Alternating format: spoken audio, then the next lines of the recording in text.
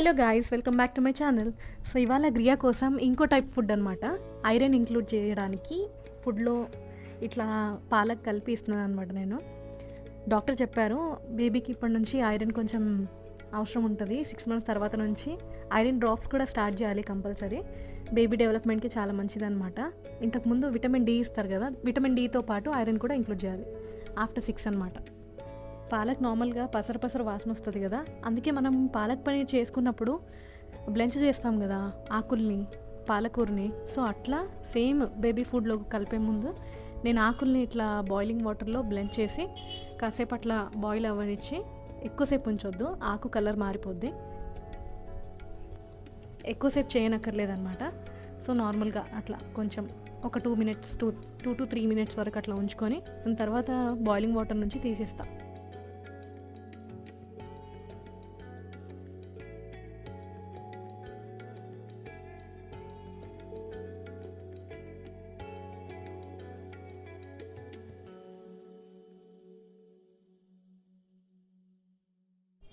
నేను బాయిల్ చేసేటప్పుడు only 2 to 3 leaves వేసుకున్నాను అంతే, అంతకుమించి ఎక్కువ వేయలేదు.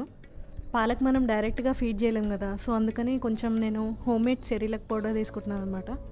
తీసుకున్న ఆకులే కొంచెం తక్కువ క్వాంటిటీ కదా, కొంచెం జాగ్రత్తగా వాటిని స్టవ్ ఆఫ్ చేసుకొని ఇంకా తీసేసుకొని బయటికి మిక్సీ జార్లో యాడ్ చేస్తున్నాను. కొంచెం హోమ్మేడ్ సెరిలక్ పౌడర్ ఒక 2 spoons వేసుకుంటున్నా.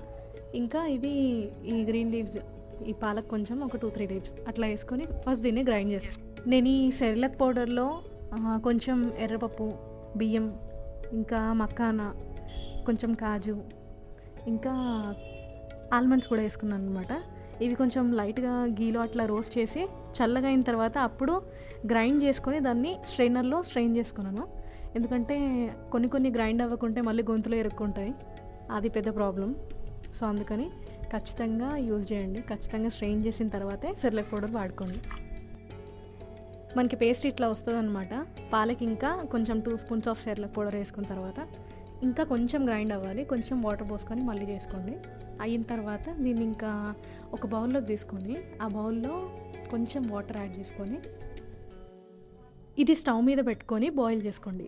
కొంచెం థిక్ కన్సిస్టెన్సీ వచ్చే వరకు, మన మిల్క్ మేడ్ ఉంటుంది కదా సేమ్ అట్లా మిల్క్ మేడ్ కన్సిస్టెన్సీ వచ్చే వరకు కొంచెం అట్లా కలుపుకొని దాని తర్వాత చల్లగా అయిన తర్వాత అప్పుడు బేబీకి ఫీడ్ చేయండి.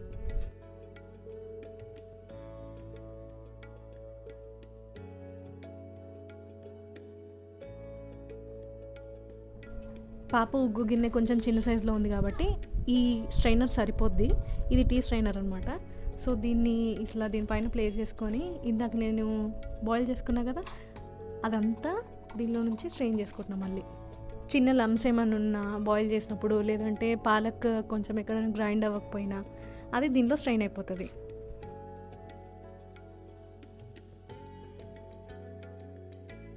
ఇంత స్మూత్ పేస్ట్ వస్తుంది అనమాట. సో ఇప్పుడు దీంట్లో డేట్ సిరప్ యాడ్ చేస్తున్నాను.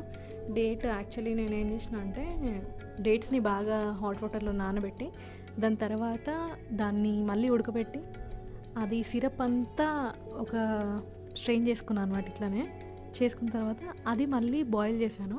థిక్ కన్సిస్టెన్సీ వస్తుంది. ఇది ఫ్రిడ్జ్లో దాచుకుంటున్నాను.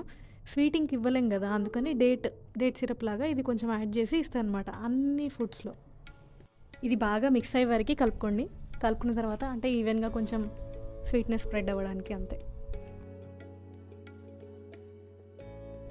అంతే గ్రియా ఫుడ్ రెడీ అయిపోయింది ఇవాళకి. So thank you for watching this guys. And వచ్చే వీడియోలో మళ్ళీ కలుద్దాం. అప్పటి వరకు don't worry, be happy, hakuna matata.